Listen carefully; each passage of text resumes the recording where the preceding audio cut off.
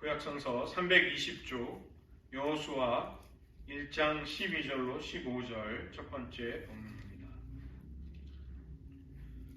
저희들 다 함께 같은 목소리로 첫 번째 본문 여호수아 1장 12절로 15절을 함께 봉독하시겠습니다. 여호수아가 또 르우벤 지파와 갓 지파와 므낫세 반 지파에게 말하여 이르되 여호와의 종 모세가 너희에게 명령하여 이르기를 너희의 하나님 여호와께서 너희에게 안식을 주시며 이 땅을 너희에게 주시리라 하였나니 너희는 그 말을 기억하라.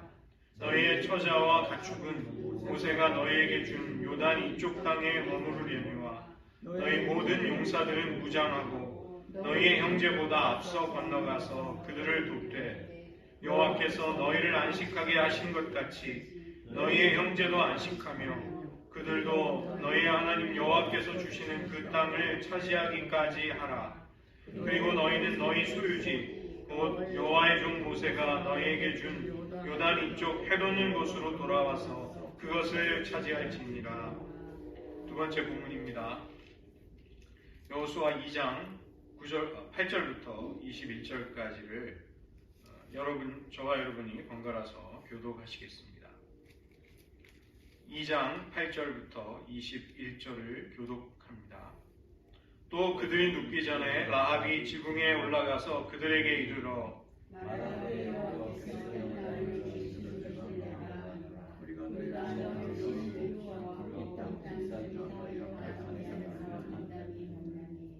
이는 너희가 애굽에서 나올 때 여호와께서 너희 앞에서 홍해 물을 마르게 하신 일과 너희가 요단 저쪽에 있는 아모리 사람의 두 왕 시온과 옥에게 행한 일, 곧 그들을 전멸시킨 일을 우리가 들었음이니라.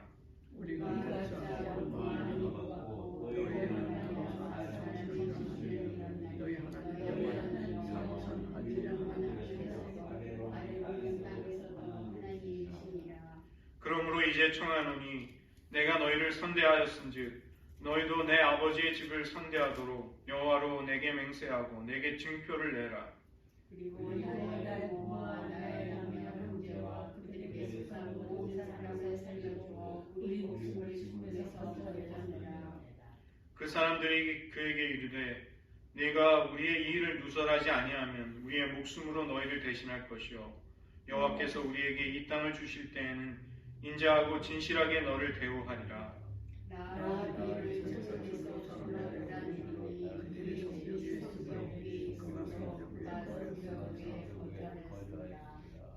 라합이 그들에게 이르되 두렵건대 뒤쫓는 사람들이 너희와 마주칠까 하노니 너희는 산으로 가서 거기서 사흘 동안 숨어 있다가 뒤쫓는 자들이 돌아간 후에 너희의 길을 갈지니라.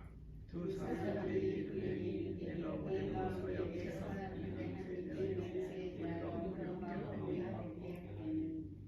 우리가 이 땅에 들어올 때 우리를 닫아내린 창문에 이 붉은 줄을 매고 내 부모와 형제와 내 아버지의 가족을 다 내 집에 모으라.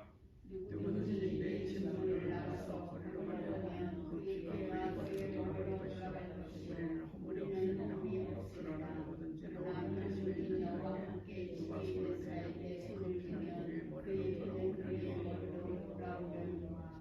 내가 우리의 이의를 누설하면 내가 우리에게 서약하게 한 맹세에 대하여 우리에게 허물이 없으리라 하니 라합이 이르되 너희의 말대로 할 것이라 하고 그들을 보내어 가게 하고 붉은 줄을 창문에 매니라.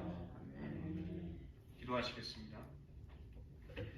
하나님, 이스라엘 백성이 하나님께서 주신 약속의 땅 가나안 전쟁을 시작하는 여리고의 한 믿음의 여인 라합의 용기와 결단을 귀하게 보시고 그녀와 그녀에 속한 모든 가족을 구원하시되 그녀의 그 믿음의 결단과 용기를 우리에게 본보기로 삼아 우리도 믿음으로 행할 것을 격려하시는 주님 앞에 저희들 다시 한번 서서 말씀을 경청하게 하시고 그 말씀을 우리들의 순종으로 살아낼 수 있는 은혜 허락하여 주시옵소서. 모든 말씀 예수님의 이름으로 기도드립니다. 아멘. 저희가 여호수아서를 살펴보고 있습니다. 지난 시간에는 이 영적인 전쟁에 관한 몇 가지의 전제들을 말씀드렸죠. 우리가 대결과 충동과 다툼을 피할 수가 없다. 이것은 불가피한 일이다. 이것이 영적 전쟁에 우리가 동의하건 안 하건, 나는 대결을 싫어하는 사람이기 때문에 나는 긴장감 있는 신앙생활을 하고 싶지 않다. 그래도 소용이 없습니다. 우리가 평생 신앙생활을 하면 영적인 전쟁을 치르게 되는 날이 반드시 옵니다. 두 번째는 승패의 결과, 그 영향이 고스란히 우리에게 영향을 미친다는 것을 말씀드렸습니다. 나는 싸움을 멀리서 그냥 관찰하고 싶다. 소용없습니다. 우리는 그 싸움에 휘말려 들어가고 그 결과가 우리에게 고스란히 좋은 의미로든 나쁜 의미로든 올 수밖에 없는 것이죠. 세 번째로는 이스라엘의 전쟁은 군사력으로 싸우는 전쟁이 아니라 하나님의 함께 하심으로 인해 승리를 거두는 전쟁이었습니다. 그래서 이스라엘은 군사력이 그 객관적인 전력이 부족하더라도 승리를 거두는 경우가 많았습니다. 또 그 반면에 모든 것이 다 이길 수밖에 없는데도 지는 경우도 있었죠. 아이성 전투 같은 경우. 그것은 왜 그러냐? 하나님과의 관계에 바로 서 있을 때 승리를 거두고 그렇지 않으면 그 전쟁은 패배하게 되는 것입니다. 우리가 하나님께 순복하지 않는다면 우리는 마귀를 대적할 수 없는 사람이 됩니다. 우리가 하나님께 불순종하고 있을 때 우리에게는 거룩한 영적인 권세가 이제 사라지게 되는 것이죠. 마귀는 그런 사람들을 조롱하는 것입니다. 네 번째로 여호수아는 단순히 전쟁을 지휘했던 장군이 아니라 이스라엘의 신앙을 촉구하는 신앙의 지도자일 수밖에 없었습니다. 여호수아의 말년, 그가 이제 하나님 앞에 돌아갈 때가 돼서 세겜의 온 지파를 불러서 여호수아 24장을 보면 세겜 언약의 갱신을 합니다. 모세가 중보자가 되어서 이스라엘이 하나님과 맺은 시내산 언약을 다시 갱신하는 것이죠. 너희가 하나님과의 언약 아래에 있다는 것을 잊지 말고 그 하나님만을 충성하고 사랑해야 한다. 이걸 당부하는 것입니다. 또 하나 저희가 살펴보았던 것은 저희가 지금부터 살펴보려는 여호수아가 신명기 역사서에 속한다는 것을 말씀드렸습니다. 순종함으로 하나님의 복과 은혜를 받고 불순종이 우리에게 화와 저주를 가져온다는 신명기의 신학과 사상이 반영이 되어 있는 역사의 관점이 여호수아서다. 이것을 말씀드렸습니다. 또 다른 종류의 역사서는 역대기 역사서라고 말씀드렸죠. 역대기 역사서는 성전이 중요하고 다윗 왕조가 중요하고 제사장이 중요하기 때문에 그 족보를 따진다든가 혈통을 굉장히 따지죠. 왜냐하면 예루살렘 성전은 하나님이 자기 이름을 두신 하나님의 발등상, 또 너희가 장차 들어갈 땅, 내가 정한 한 곳에서 나를 예배하라고 하신 그곳이기 때문에 아주 중요한 것입니다. 그 때문에 이스라엘이 바벨론 포로에서 돌아와서도 예루살렘 성전을 스룹바벨이 아주 초라한 모습으로 재건하지만 그것이 비록 초라하다 할지라도 하나님은 그 성전을 세우는 날을 작은 일의 날이라고 멸시하지 말아라. 이렇게 스가랴 선지자를 통해 말씀하십니다. 성전이 세워졌다는 것은 엄청난 일이 일어난 것입니다. 신앙의 구심점이 생긴 것입니다. 성전을 중심으로 이스라엘은 하나님을 경외하고 사랑하게 되는 것이죠. 또 하나는 이 여호수아서는 하나님의 선한 말씀이 남음이 없이 다 이루어졌다는 것을 증명해주는 말씀인 것이죠. 신명기까지의 모세 어경, 토라에서 하나님의 약속이 여호수아로 가면 이제 성취되는 모습을 보여주게 되고 마지막으로 여호수아에게 하나님의 율법을 주야로 묵상하면서 사랑해라. 그것이 여호와를 경외하는 길이고 전쟁에서 승리하는 길이다. 이렇게 말씀하십니다. 여호수아에게 무슨 기가 막힌 전쟁의 전략, 비법, 군사를 조직하고 굉장한 무기를 만들고 아니면은 외교적인 협상을 기가 막히게 해내는 능력, 수완 이런 것을 주시는 것이 아니라 하나님의 율법책을 곁에 두고 주야로 묵상하고 그 가운데 좌로나 우로나 치우치지 말고 거기 기록된 대로 다 지켜 행하면 너의 길이 형통할 것이다. 즉 전쟁에서도 승리할 것을 말씀하십니다. 이제 오늘 살펴볼 것은 먼저 요단 동편에 기업을 맡게 된 두 지파 절반, 르우벤 지파와 갓 지파와 므낫세 지파 절반이 이제 전쟁에 임할 때 너희들은 전쟁에서 결코 면제되지 않는다. 이것을 그들에게 다시 한번 그 사명을 똑똑히 일깨워주는 것으로부터 시작이 되는 것이죠. 이제 요단강을 도하하기만 하면, 요단강을 건너기만 하면 요단강의 서쪽이 가나안 땅, 하나님이 약속하신 땅이 됩니다. 이제 전쟁을 본격적으로 하게 되는데 가장 중요한 일이 무엇인가? 그것은 이스라엘의 12지파가 하나로 합심하고 협력하는 것입니다. 하나됨을 이루는 것입니다. 이스라엘 지파들끼리 마음이 맞지 않고 거기서 싸우게 된다면 이건 전쟁을 시작하기도 전에 패배하는 셈이 되는 것이죠. 이기기란 굉장히 요원한 것입니다. 민수기 32장을 보시면 르벤 지파와 갓 지파와 므낫세 지파의 절반, 므낫세 지파 반 지파가 요단강 동쪽에 있는 길르앗의 비옥한 땅이 목축을 하기에 좋은 땅이라는 것을 보고 모세에게 찾아가서 우리가 이 비옥한 땅을 우리는 여기서 목축을 하며 살고 싶습니다. 여기를 먼저 우리들에게 기업으로 주십시오. 이런 요청을 합니다. 그것을 모세는 마지못해 허락을 해주기는 하지만 단단히 약조를 하는 것이 있습니다. 처자와 가축과 너희들의 재산은 길르앗 땅에 남겨두더라도 너희의 용사들, 전쟁에 나가서 싸울 수 있는 용사들은 너희의 형제 앞에서 이스라엘 군대의 선봉대 역할을 해야 한다.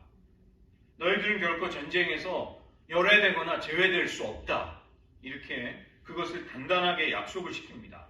여호수아가 지금 두 지파 반, 그 길르앗 땅에 먼저 기업을 받게 된 그들에게 그 언약을 다시 떠올리게 하는 것이죠.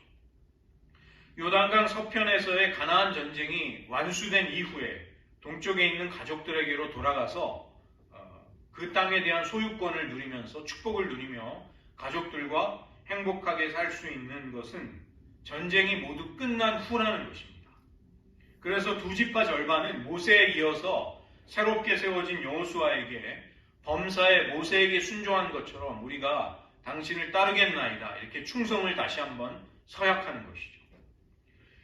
그러나 실제로 민수기를 보면 이스라엘이 범사에 모세에게 순종한 적은 거의 없었습니다. 너무 없었습니다. 끊임없는 반역과 불순종과 배교를 반복하면서 모세의 권위와 지도력에 계속 도전했던 것이 이스라엘 백성들의 모습이었죠. 그러나 어쨌든 그들은 모세와 여호수아의 리더십은 하나님의 권위, 하나님의 능력에 달려있음을 익히 알았기 때문에 모세에게 함께 하셨던 여호와 하나님이 여호수아 당신에게 함께 하시기를 원합니다. 오직 강하고 담대하소서 이렇게 그를 축복합니다. 이 권위라는 것은 위로부터 하나님이 주시지만 아래에서 백성들이 떠받들어 줄 때, 서포트를 해줄 때 진정한 지도력이 거기에 세워질 수가 있게 됩니다. 1장 15절을 보시면 이게 중요한 요절입니다. 여호와께서 너희를 안식하게 하신 것 같이 너희의 형제도 안식하며 그들도 너희의 하나님 여호와께서 주시는 그 땅을 차지하기까지 하라. 전쟁을 그때까지 하라. 그런 다음에라야 너희는 너희의 소유지, 즉 여호와의 종 모세가 너희에게 기업으로 준 요단 이쪽이라는 건 동쪽이죠. 요단 동쪽 해돋는 곳 길르앗 땅으로 돌아가서 거기서 너희의 기업을 가족과 함께 누리게 될 것이다. 너희의 안식은, 즉 두 지파 절반의 안식은 나머지 형제 9지파 절반의 안식과 동일하게 이루어져야 한다는 것입니다. 형제가 안식을 누리지 못하고 있을 때 그때는 내가 지금 갖고 있는 안식도 이게 불완전하고 잠정적이고 엉거주춤한 그런 임시적인 안식밖에는 되지 못한다는 것이죠. 안전하고 내가 영구히 누릴 수 있는 안식은 나만 누리는 것이 아니라 나의 형제들이 그 안식을 함께 누릴 때라야 가능해진다는 것입니다. 오늘날 그 이기적이고 자신의 피해 같은 것에, 손해에, 이익에 민감해한 현대인들에게는 참 이것이 어려운 부분입니다. 교회 생활 역시 이제 그런 모습이 많이 반영이 되는 것이죠. 다른 사람은 나 몰라라 하고 누릴 수 있는 안식, 그런 것은 기독교 신앙 안에 사실은 없는 것입니다. 르벤 지파, 갓 지파, 므낫세 지파의 절반이 안식을 누리는 길은 그들이 이미 요단 동쪽에서 그 길르앗 땅을 받아서 그들이 안식을 누리는 것처럼 나머지의 형제 지파, 9지파 절반이 그들도 여호와의 안식을 누리게 될 때라야 비로소 그들에게도 유효해지고 그들에게도 보장이 된다는 것입니다. 예수님은 길 잃은 양 한 마리가 있을 때 우리에 있는 안전한 양 99마리가 있으면 그쯤 됐으면 99%가 목자로서의 사명이 직무가 다 완성이 됐기 때문에 1% 정도가 좀 문제가 있는 것은 괜찮지 않느냐 이렇게 보시지 않는다는 것입니다. 우리에 있는 양 99마리를 둔 채로 길을 잃은 한 마리의 양을 찾아 나서는 것이 주님의 마음인 것이죠. 우리가 이 땅에서 풍요를 신앙적인 여러 가지 영적인 경제적인 자유와 번영을 누리고 있을 때 선교지의 복음을 듣지 못한 사람들의 그 고통이 선교사들은 견딜 수가 없는 것입니다. 그래서 선교지로 가서 이제 거기서 그분들을 섬기는 것이죠. 영적인 아비와 어미의 마음도 그런 것입니다. 자식들이 다 성공하고 잘나도 그 형제 자매들보다 못한 자식, 뭔가 연약함이 있고 약점이 있고 흠이 있는 자식이 부모의 마음에는 늘 걸리고 기도가 되고 또 사랑이 기울여지는 것이죠. 오늘날 그 리더십은 희생을 하지 않는 사람들이 리더십을 발휘하려고 할 때 이것은 참 어렵습니다. 희생을 감내하지 않으려는 사람이 리더십을 발휘하려고 할 때 참 그 권위가 확보되기가 어려운 것이죠. 한국의 그 정치 지도자들 참 위험한 모습을 저는 많이 보고 사실 모든 국민들이 좀 위태위태한 불안한 마음을 많이 느끼실 것입니다. 자기에게 주어진 어떤 아무리 작은 것이라 할지라도 법인카드로 자기 마음대로 막 사사로운 씀씀이를 수천만 원씩 하는 사람, 그런 사람들이 어떻게든지 재판을 버티면서 또 권력을 가지고 또 국회의원이 되고 당대표가 되고 또 대통령 후보가 되고 그러니까 이제 볼 때 그 사람이 얼마나 좋은 지도자가 될지 정치력을 발휘할지 저 같은 정치 문외한은 잘 모르죠. 그러나 자신에게 주어진 작은 특권, 작은 그 권한을 굉장히 사사로이 사용하는 사람들을 볼 때 그들에게 더 큰 리더십이 주어지면 어떤 일을 할지가 굉장히 약간 두려운 마음이 드는 것입니다. 그런 사람들의 손에 권력이, 영향력이 주어져도 될까? 그걸 국민들은 왜 민감하게 여기지 않을까? 이런 생각을 하는데 아마 저만의 우려는 기우였으면 좋겠는데 저만의 우려는 아닐 것입니다.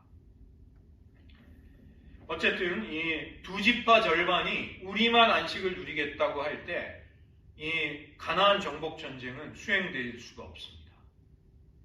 그 때문에 여호수아는 모세에게 그 2지파 절반이 했던 맹세를 다시 떠올리게 하고 전쟁에 함께 동참시키는 것이죠. 두 번째로는 두 정탐꾼이 여리고를 탐문하고 그들을 적극적으로 돕는 기생 라합의 모습이 등장합니다. 이스라엘 백성은 요단강 건너편 시딤이라는 곳에 진을 치는데 이 시딤은 아카시아 나무를 말하거든요. 히브리어로. 그래서 거기 아카시아 나무가 많이 있는 숲이 있는 그곳에 진을 치고 정탐꾼 2명을 보냅니다. 우리는 벌써 민수기 13장과 14장에서 가데스 바네아에서 12명의 정탐꾼을 보냈었던 이스라엘의 이전의 일들을 쉽게 기억할 수가 있습니다. 출애굽을 해서 그 가데스 바네아까지 오는데 1년 반이 걸렸습니다. 그런데 가데스 바네아에서 하나님의 권능과 하나님의 신실하심을 믿지 못하는 부정적인 10명의 정탐꾼의 보고 때문에 이스라엘 백성은 3일 밤낮을 하나님 앞에 원망하고 불평하면서 통곡을 합니다. 그걸 보신 하나님은 너무나 그들의 불신앙이 너무나도 괘씸하고 가슴이 찢어지면서 그들을 광야로 이제 연단하시겠다고 하죠. 그때부터 38년 6개월 광야 생활이 시작되는 것입니다. 가데스 바네아는 가나안에서 멀지 않은 거의 위에까지 다 북쪽으로 올라간 곳입니다. 거기서부터 다시 이스라엘 백성은 뺑뺑이를 돌듯이 38년 6개월을 돕니다. 그래서 이스라엘 백성의 광야 생활이 도합 40년이 되는 것이죠.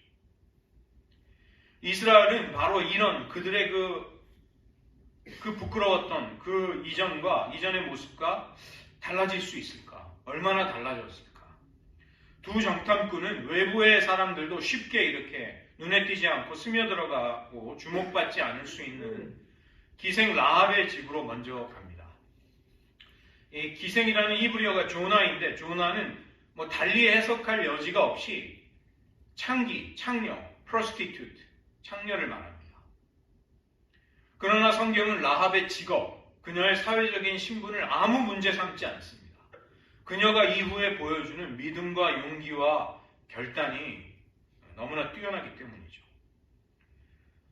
이런 창녀촌은 다양한 사람들이 은밀하게 드나드는 곳이기 때문에 서로 낯선 사람을 보더라도 이렇게 아무래도 신경을 좀 쓰지 않습니다. 노출될 위험이 적은 곳이죠. 라합은 사회적으로 소외된 계층의 사람이었고 그녀의 집은 성벽 위에 외진 곳에 있었습니다. 그러나 정탐꾼들의 바램과 달리 그들의 신원이 발각이 나고 여리고의 왕은 이미 그들을 추격하기 시작합니다. 당시의 가나안은 여러 부족이 도시국가의 형태로 연맹을 이루고 있기 때문에 또 그런 도시국가들이 서로 전략적인 공생관계를 맺고 있었습니다. 그래서 여리고도 이 규모는 크지 않지만 이제 도시국가의 형태를 가지고 있었죠.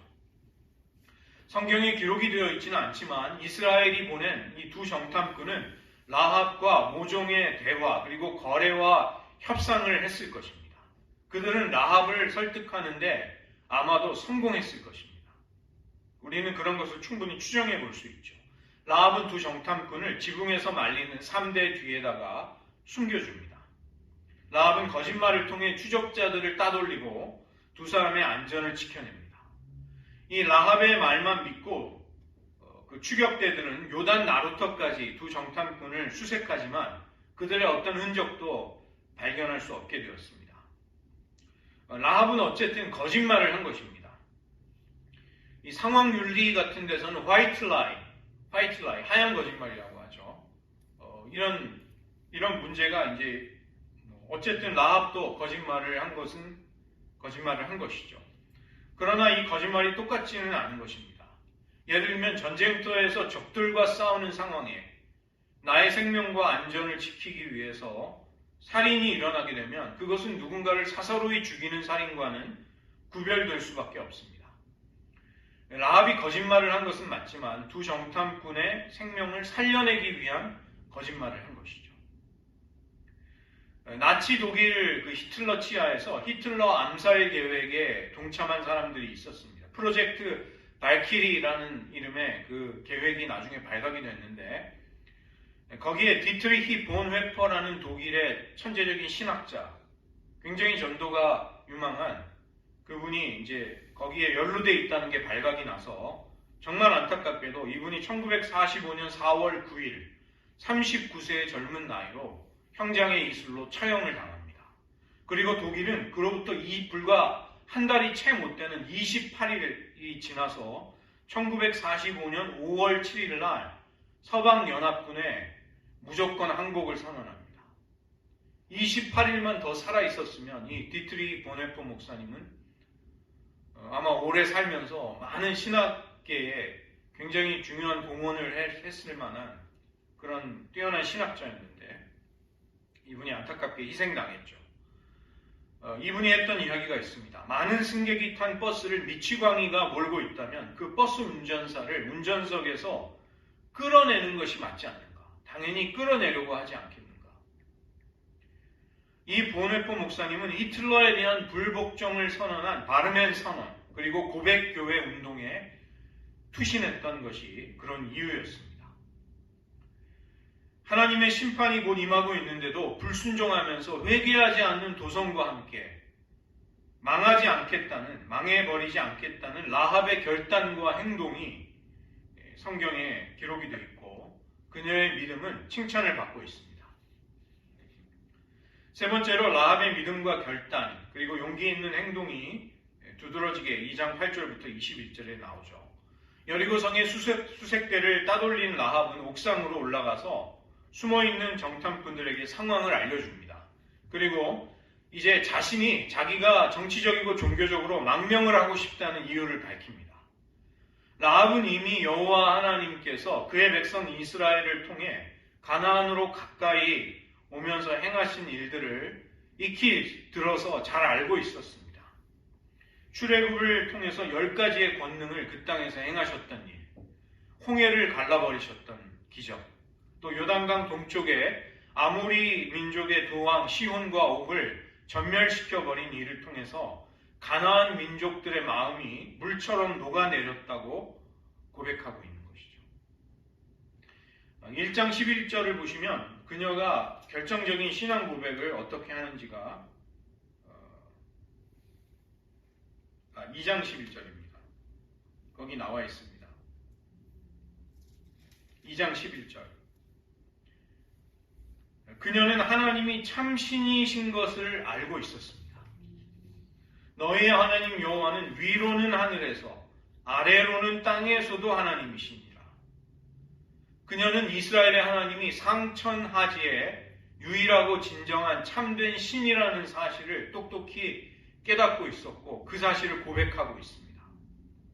라합은 여호와 하나님이 어떠한 신인지를 깨닫게 되자 새로운 삶을 위해서 종교적이고 정치적인 삶의 모든 것을 건 모험을 하는 것입니다. 국가신을 숭배하던 고대에서 이 다른 신으로 개종을 한다는 것은 국적을 바꾸는 것이나 다를 바가 없었습니다. 여리고가 보기에는 반역자이지만 라합은 더 나은 삶을 위해서 결정적인 순간에 이스라엘 편에, 이스라엘의 하나님이신 여호와 편에 서기로 선택을 한 것입니다. 이제 곧 닥치게 될 피할 수 없는 심판으로부터 자신과 가족들의 생명을 살릴 수 있는 얼마 남지 않은 기회를 놓치지 말아야겠다. 이런 결단을 한 것입니다.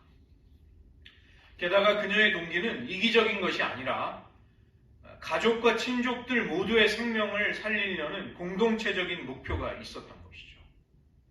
2장 12절을 보시면 내가 너희를 선대했다. 이렇게 라합이 이야기하는데 이것은 헤세드, 즉 언약에 따른 호의와 사랑과 충성을 베풀었다는 것이죠. 그러니까 너희도 나와 내 가족에게 똑같이 헤세드를 베풀어달라. 이렇게 요구하고 있습니다. 2장 12절에서 그녀가 요구하는 증표, 이 증표라는 말이 오트 에메트인데 히브리어로 진실함의 표시, 신실함의 표 이런 뜻입니다. 신실함의 표를 달라. 즉 나와 했던 서약이 참되다는 표를 달라 이렇게 요구하고 있습니다. 두 정탐꾼은 나중에 이스라엘이 여리고성을 칠 때 그녀의 집의 창문에 걸려있는 붉은 줄, 그 붉은 줄이 오트 에메트, 진실함의 표, 신실함의 표가 될 것이다. 이렇게 약속을 하죠. 제가 오늘 넥타이를 고를 때 오늘은 이 색깔밖에는 선택할 수 없겠구나. 라합의 집에 걸린 붉은 줄, 그러니까 붉은 타이를 맨 거죠. 이 라합의 자비, 라합의 헤세드에 대해서 이스라엘도 그래, 내가 먼저 용감하게 우리에게 헤세드를 베풀었기 때문에 우리도 너에게 헤세드와 에메트로 자비와 진실함으로 응답하겠다. 이렇게 약속을 해줍니다. 2장 18절에 붉은 줄이라고 되어 있는데 히브리어로 티크바트 후트 하샤니라고 합니다. 하샤니는 불타는 뜻이고 보통은 줄을 후트라고 하는데 여기에는 티크바트 후트, 줄의 끈이라는 그 히브리어를 쓰고 있어요. 근데 이 티크바트라는 말이 티크바가 희망이라는 뜻이 되거든요. 희망. 비슷한 단어입니다. 그래서 이 표현을 읽을 때 이제 붉은색 줄의 끈, 이게 이제 여기 나와 있는 원어의 뜻인데 이것은 희망의 끈이라는 뜻도 됩니다. 희망의 끈, 줄에 달려있는 희망, 이런 뜻도 되는 것이죠. 그 붉은 줄을 매단다는 것은 라합과 그녀의 가족들에게 희망을 건다는 것입니다. 희망이 거의 그 끈에 매달려 있다는 것과 구원의 희망이죠. 그게 똑같은 말이 되는 것이죠. 2장 18절에서 그 붉은 줄을 매단 집 안으로 너의 온 가족을 모으라. 그리고 그 집 안에 머물러 있기를 당부합니다. 만약에 그 집 문을 나가게 되면 생명을 잃어도 이스라엘은 약속을 지키지 못했다는 허물이 없게 될 것이다. 왜냐하면 생명을 지킬 수 있는 유일한 조건은 그 붉은 줄을 매달고 있는 집 안에 머물러야 한다는 것입니다. 이 장면은 우리에게 당연히 이스라엘 백성들의 유월절 밤을 떠올리게 하는 것이죠. 하나님이 10번째 하나님의 사자, 죽음의 천사로 애굽의 모든 장자와 초태생을 치시던 그날 밤, 이스라엘 백성들은 유월절 어린 양의 피를 문설주와 문 임방에 바르고 집 안에 머물러 있었습니다. 그러자 그 어린 양의 피를 본 여호와의 사자가 그 집을 넘어가셨던 것이죠. 그 유월절의 구원이 임했듯이 붉은 줄을 매달고 있는 라합의 집 안에 있었던 가족들만이 여리고가 멸망당하는 그 심판의 와중에서 생명을 구원받을 수 있었던 것이죠. 오직 예수 그리스도의 이름과 그 이름을 믿는 믿음만이 우리를 영원한 심판의 불에서 건져낼 수 있다는 것입니다. 하나님의 어린 양 예수 그리스도의 보혈이 우리를 덮음으로써 하나님의 공의로운 심판이 이 땅에 내려질 때 죄에 대한 보응의 모든 하나님의 공의로운 진노가 임하게 될 때 우리는 그 심판으로부터 건짐을 받게 될 것입니다. 자신도 자신이지만 사랑하는 가족과 친족들을 구원하기 위해서 자신이 할 수 있었던 모든 것을 최선을 다해서 했던 이 라합의 태도, 우리는 이것을 배워야 하고 이것을 본보기로 삼아야 하겠습니다. 저만 해도 사실 제 개인적인 가정의 배경도 평안남도 진남포 그리고 황해도 원산, 할아버지 아버지가 다 고향의 모든 것을 그냥 놓고 맨손으로 올라가신 분들이십니다.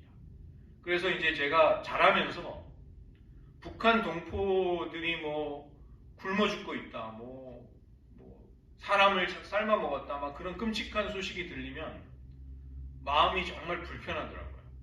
저는 뷔페에 가서 정말 배가 터질 정도로 먹는데, 야, 이거 북한 동포들은 굶는구나. 그들에게 언제 자유가 올까? 그런 것이 늘 사실은 부담이 됐습니다. 우리는 자유롭게 마음껏 하나님을 믿고 신앙생활을 할 수 있고 인간의 존엄을 지킬 수 있는 자유세계에서 지금 살고 있죠. 그러나 그 기쁨에만, 감사에만 그칠 것이 아니라 지금 핍박받고 고통을 당하고 있는 삶의 조건에 놓여있는 수많은 사람들이 이 동시대 지구에는 있습니다. 우리들이 누리는 안식과 자유가 그들에게도 임하기를 기도해야 하겠습니다. 네 번째로는 정탐꾼들의 탈출과 또 라합의 그 신앙 고백을 인용하는 보고들이 거기 그것을 보실 수 있습니다. 22절부터 24절입니다.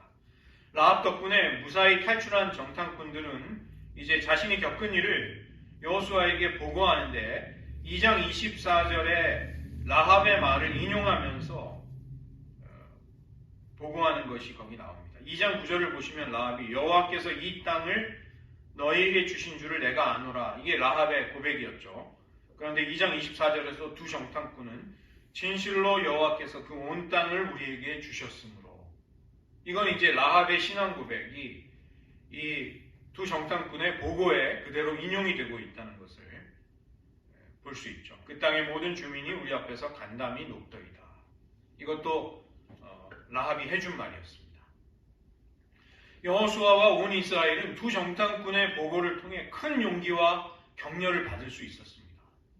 난공불락의 요새처럼 보이는 저 두려움을 주는 여리고성, 그 여리고성이 정탐을 해보니까 사실은 정말로 하나님이 주시기로 한 약속의 땅의 첫 관문밖에는 되지 않는구나.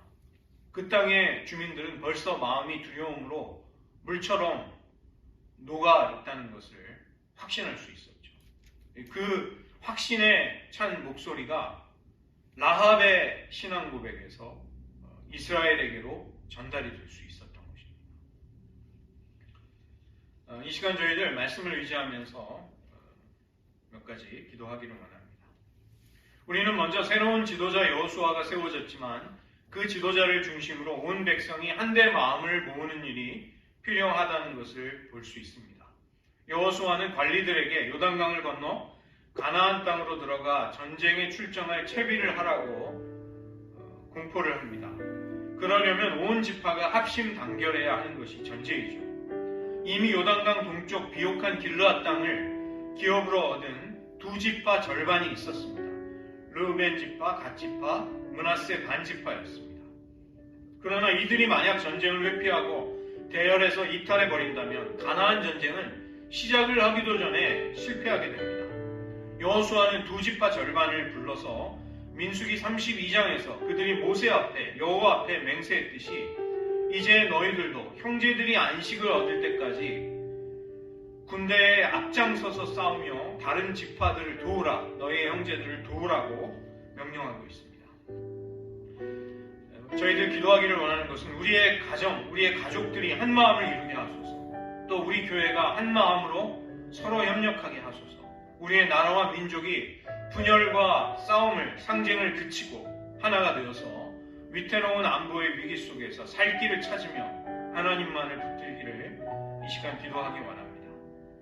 또 하나님께서 우리의 형제들에게 안식을 주셔야만 우리도 우리가 받은 은혜를, 안식을 진정으로 누릴 수 있다는 영적인 전쟁의 법칙을 우리는 깨달아야 하겠습니다.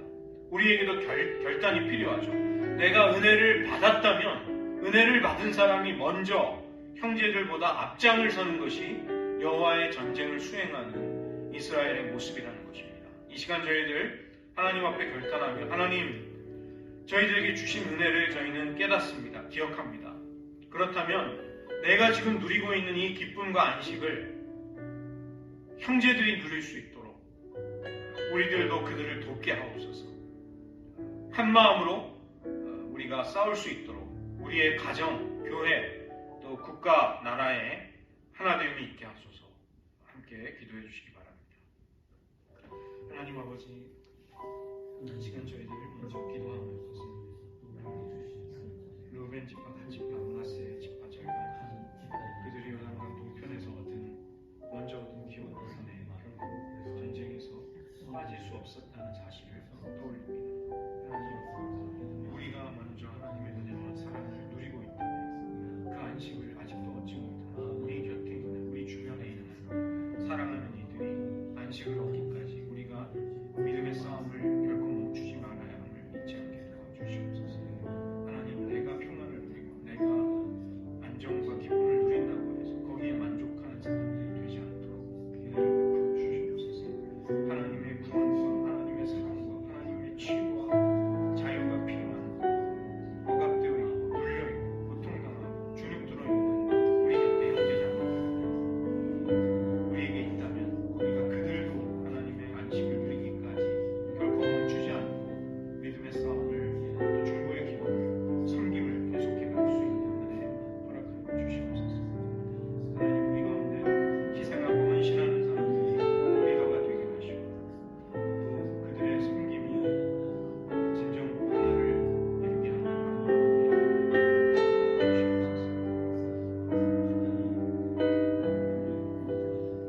한 가지 더, 두 번째로 마지막으로 기도하시겠습니다. 사랑과 충성은 모두가 다 배타적인 말들입니다. 동시에 둘을 사랑하거나 동시에 둘을 충성스럽게 섬길 수는 없다는 것입니다. 우리의 사랑과 충성은 하나님께 온전히 모두 바쳐져야만 하는 것이죠. 라합은 이스라엘의 하나님 여호와가 참된 신이시라는 사실을 깨닫자 그녀의 사랑과 충성을 그들의 가나안 민족의 신들이 아니라 오직 여호와 하나님께만 드려야 한다는 사실에 따라 행동하기 시작합니다. 히브리서 11장 32절은 기생 라합이 믿음으로 정탐꾼을 영접했기에 순종하지 아니하는 자들과 함께 멸망하지 아니하였다고 그녀의 믿음을 칭찬합니다. 야고보서 2장 25절, 또 이와 같이 기생 라합이 사자들을 접대하여 다른 길로 나가게 할 때 행함으로 의롭다 하심을 받은 것이 아니냐. 기생 라합은 하나님만을 섬겨야 하는 이 믿음의 싸움에 생명을 건 도박을 하는 것입니다. 그리고 그 믿음의 보상으로 자신과 친족의 생명이 구원을 받고 마태복음 1장 5절에 있듯이 라합과 결혼하여 보아스를 낳습니다. 보아스는 친족 엘리멜렉의 집을 위해 기업 무르기를 하면서 모압 여인 루색에서 오벳을 낳고 오벳은 이새를, 이새는 다윗 왕을 낳게 됩니다. 멸망당할 여리고성 성벽에서 기생으로 살던 라합, 그녀는 인생을 역전시키고 예수님의 족보에 다윗 왕의 고조 할머니로 자신의 이름을 역사에 남기게 됩니다. 이 시간 저희들 기도하기 원하는 것은 하나님 우리에게도 담대한 믿음을 주시옵소서. 우리가 하나님만을 사랑하고 섬겨야 한다면 라합과 같이 우리들의 모든 생애를 걸고 생명을 걸고 정말 권권일척의 승부, 나의 모든 것을 하나님을 사랑하고 섬기는 데 걸겠다는 이 믿음으로 하나님을 따르게 해달라고 이 시간 함께 잠시 기도하시겠습니다.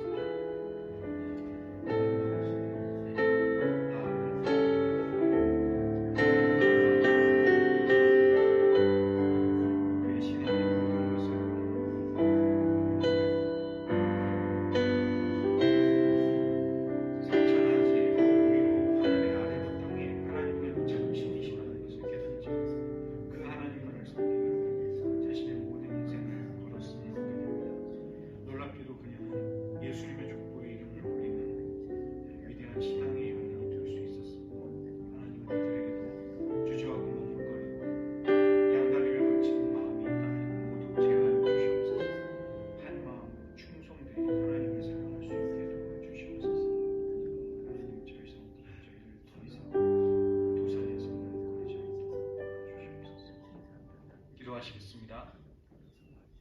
하나님 아버지, 여리고성을 정탐한 두 정탐꾼을 생명을 걸고 보호하며 숨겨주었던 라합은 마침내 그가 베푼 헤세드의 징표를 얻어 붉은 줄을 자신의 창문에 매달고 자기와 온 친족을 구원하였으며 놀랍게도 그녀의 이름이 예수님의 족보에까지 영영이 기록되는 아름다운 명예를 얻게 되었습니다. 하나님, 우리들이 세상과 하나님 사이에, 물질과 만몬과 하나님 사이에 머뭇거리고 주저하였다면 이 시간 확고한 결단을 내릴 수 있도록 도와주시옵소서.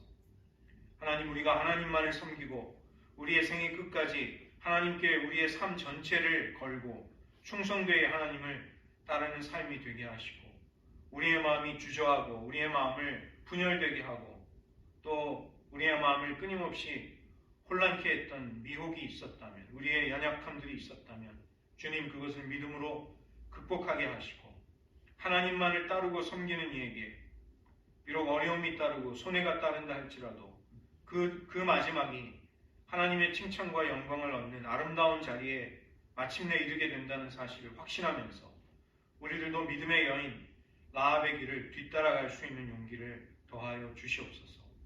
하나님, 우리의 가정과 교회와 나라가 마음이 나뉜 채로 갈갈이 찢어져 서로를 비난하고 한 마음이 되지 못해 대적 앞에 스스로 무너지는 그런 자들, 그런 공동체가 되지 않도록 도와주시옵소서. 우리 안에 하나됨을 허락하시고 사랑하고 도와주고 연약함을, 부족함을 감싸 안아줄 수 있는 은혜를 허락하여 주시옵소서. 사랑은 모든 허물을 덮는다고 말씀해 주셨사오니 하나님께서 부어주시는 사랑으로 우리가 서로 하나 되고 연약함을 덮어줄 수 있도록 은혜 베풀어 주시옵소서. 모든 말씀 예수님의 이름으로 기도드립니다. 아멘.